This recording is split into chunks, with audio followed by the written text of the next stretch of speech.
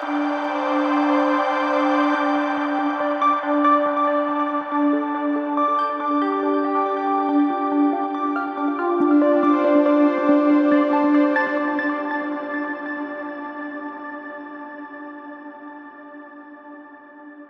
मियां मोहम्मद साहब फरमाते हैं शीश महल विच कुत्ता बढ़िया ते ओनू कुछ समझ ना आवे और जिस पासे भी देखे ओनू कुत्ता ही नजर आवे। इंसान जिस हसरत का होता है उसे दूसरे सब लोग भी वैसे ही नजर आते हैं। हैप्पीनेस साहब की सीरीज सच्ची कहानी में खुश आमदीद। आज की इस वीडियो में मैं आपको सुनाऊंगा एक पंजाबी नौजवान की कहानी जिसने तकरीबन 8 दहाई कबल मुतहदा पंजाब पर होने वाले सबसे बड़े जुल्म का बदला लिया। तो आइए शुरू करते हैं मट्टी की मोहब्बत में इंग्लिस्तान पहुंचने वाले इस नौजवान की दास्तान सरफरोशी। कहानी का आगाज होता है 1919 में, जब ब्रिटिश राज के खिलाफ गली गली और शहर शहर में एहतजाज हो रहे थे। पूरे मुतहदा हिंदुस्तान में शदीद गुस्से की लहर, जिसकी वजह बना वो रॉलेट एक्ट जो रॉलेट कमेटी और उसके सदर सिडनी रॉलेट की सिफारिशात के नतीजे में बतौर कानून पास हुआ था। इस ड्रैकोनियन कानून के तहत फरंगी हुकूमत को अमन व अमान कायम रखने के नाम पर किसी भी हिंदुस्तानी शहरी को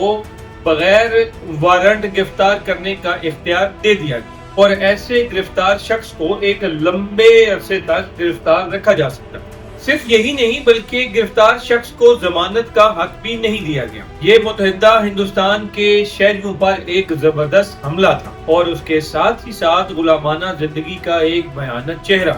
इस कानून के पास होते ही कायदे आज़म मोहम्मद अली जिन्ना ने इंपीरियल लेजिस्लेटिव काउंसिल से फौरन इस्तीफा दे दिया, जबकि महात्मा गांधी और इंडियन कांग्रेस पार्टी मुल्क की हड़ताल की काल दे दी। मकबूजा हिंदुस्तान के तमाम छोटे बड़े शहरों में जब मुजाहरे होने लगे तो ऐसे में अमृतसर कैसे पीछे रह सकता था। 1920 की दिहाई में अमृतसर शहर एक मसरूफ कॉस्मोपॉलिटन समझा जाता था।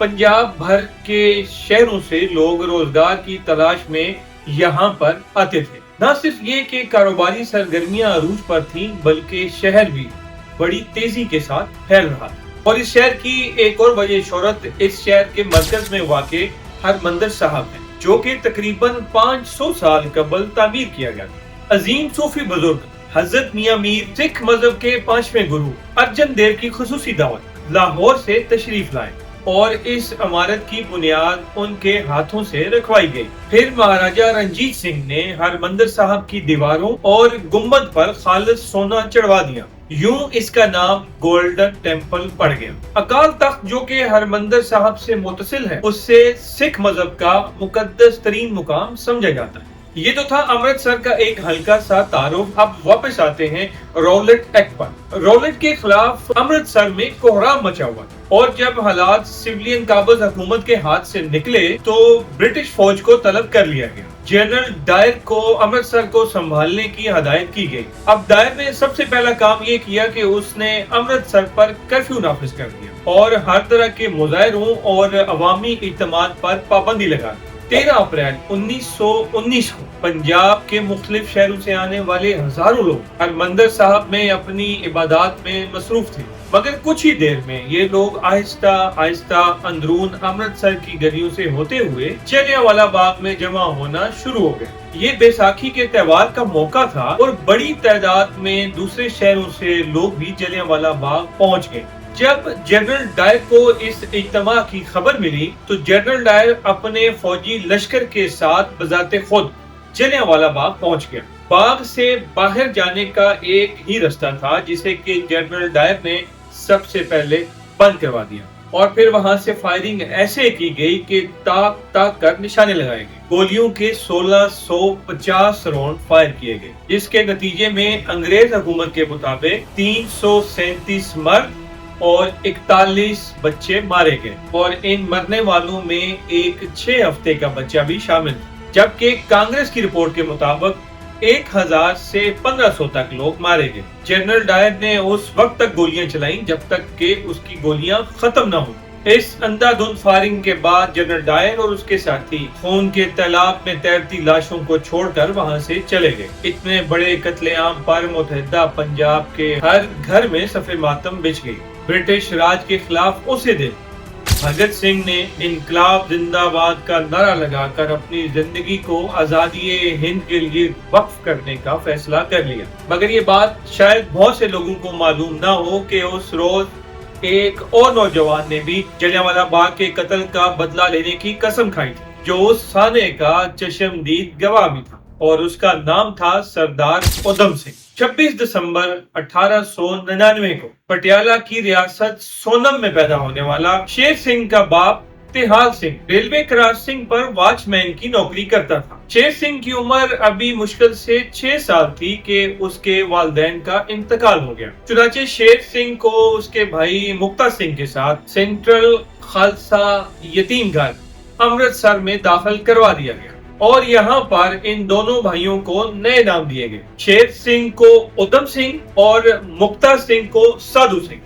1917 میں ادھم سنگھ کا بھائی بھی دنیا سے چل بسا۔ اب اس کے بعد ادھم سنگھ دنیا میں اکیلا رہ گیا۔ 13 اپریل 1919 میں جب لوگ پرامن احتجاج کے لیے جلیانوالہ باغ میں اکٹھے ہوئے تو ان لوگوں میں ادھم سنگھ بھی شامل تھا۔ اس دردناک اور غمناک واقعے نے ادھم سنگھ کو انقلاب کے راستے پر ڈال دیا۔ اچھا، ایک حیران کن بات یہ بھی ہے کہ ادھم سنگھ کا پیدائشی نام تو شیر سنگھ کمبو تھا، مگر عدالت میں اس نے اپنا نام رام محمد سنگھ آزاد اور مذہب ہندوستان بتایا۔ ادھم سنگھ بھگت سنگھ سے بھی بہت متاثر تھا اور وہ اسے اپنا گرو مانتا تھا۔ سانیہ جلیانوالہ باغ میں ادھم سنگھ کے سینے میں نفرت کی ایسی آگ لگائی کہ وہ بدلے کی آگ کو بجھانے کے لیے انگلستان پہنچ گیا۔ 1934 میں امرتسر سے لندن پہنچنے والے ادھم سنگھ کو جلیانوالہ باغ کے قتل عام کا بدلہ لینے کے لیے تقریباً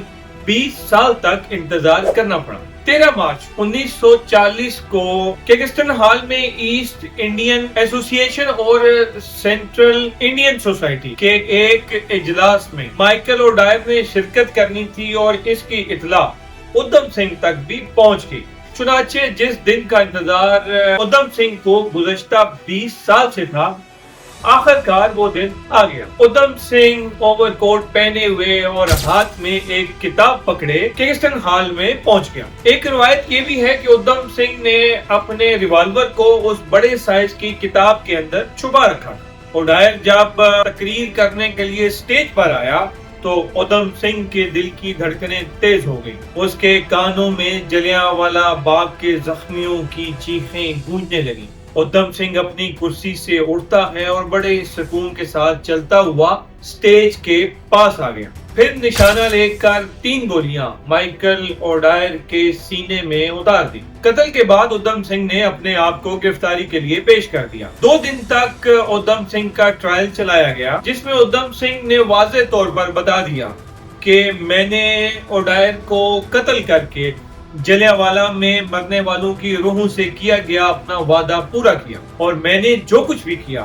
مجھے اس پر فخر ہے۔ چنانچہ 4 جون 1940 کو عدالت نے ادھم سنگھ کو سزائے موت سنائی اور 31 جولائی 1940 میں ادھم سنگھ کو پینسٹن وائل جیل لندن میں پھانسی دے دی گئی۔ دوران ٹرائل جج نے ادھم سنگھ سے سوال کیا کہ تیرا نام کیا ہے؟ ادھم سنگھ بولا رام محمد سنگھ۔ انگریز جج کا اگلا سوال تھا کہ تمہارا مذہب کیا ہے؟ تو ادھم سنگھ نے جواب دیا ہندوستان۔ ادھم سنگھ نے جج کو مخاطب کرتے ہوئے کہا کہ یہ میں نے اس لیے کیا کیونکہ ڈائر اس کا مستحق تھا۔ 21 سال سے میں بدلہ لینے کی کوشش میں تھا اور میں خوش ہوں کہ میں اپنے مقصد میں کامیاب ہوا۔ میں موت سے ڈرتا نہیں ہوں کیونکہ میں اپنے وطن کے لیے مر رہا ہوں۔ 31 جولائی 1940 میں ادھم سنگھ کو پینٹ وائل جیل لندن میں پھانسی دے کر جیل کے احاطے میں دفنا دیا گیا۔ یہاں یہ بھی یاد رہے کہ ادھم سنگھ کے پاسپورٹ پر اس کا نام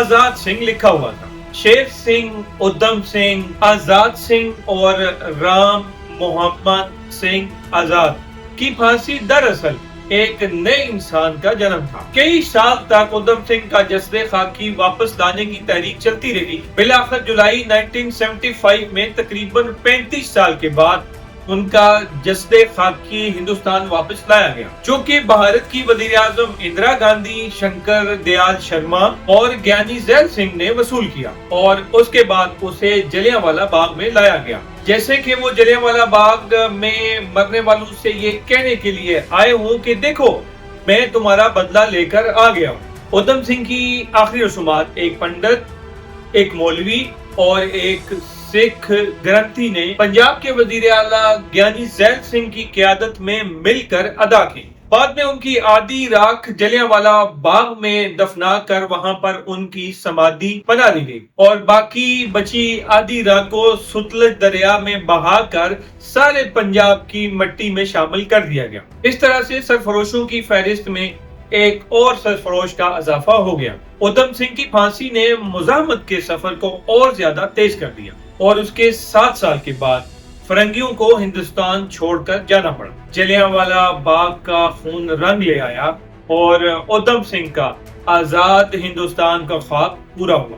ہیپینس حق کی سیریز سچی کہانی کی اگلی قسط میں ہم حاضر ہوں گے کسی نئی کہانی کے ساتھ۔ تب تک اپنا اور اپنے چاہنے والوں کا بہت سا خیال رکھیے گا۔ اللہ حافظ۔